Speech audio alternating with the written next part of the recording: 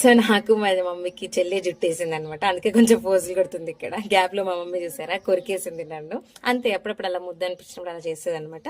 నా నిన్నటి వీడియో చూసారా, గెట్ రెడీ విత్ మీ చేసాం. ఒకవేళ చూడకపోయింటే కింద ట్యాగ్ చేస్తే చూసేయండి. ఇంకా రెడీ అయిపోయి అత్తమ్మ వాళ్ళ ఇంటికి వెళ్ళాక అందరేమో కార్లో వెళ్తున్నారు, మరి నేను కాంక్ష స్కూటీ మీద వెళ్తున్నాం. ఫస్ట్ టైం అనమాట మా మామ కాంక్షకి అంత దూరం డ్రైవింగ్ ఇచ్చిండు.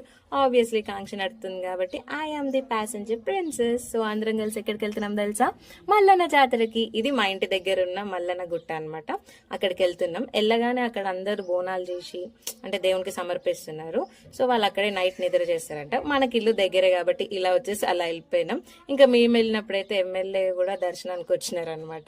అందుకే కాసేపు దర్శనం పంపేసినారు. ఇంకా అయిపోగానే లైన్ చూసారా ఎంత పెద్దగా ఉందో. Finally half an hour wait చేసి ప్రశాంతంగా మల్లన్న స్వామిని దర్శనం చేసేసుకున్నాం. అయిపోయినాక మంచిగా ఇంకా గుట్టపైకి ఎక్కినాం గైస్. వ్యూ అయితే లిటరలీ సూపర్ ఉండే. అంత నైట్ కూడా చలి లేకుండా చాలా బాగుండే అనమాట.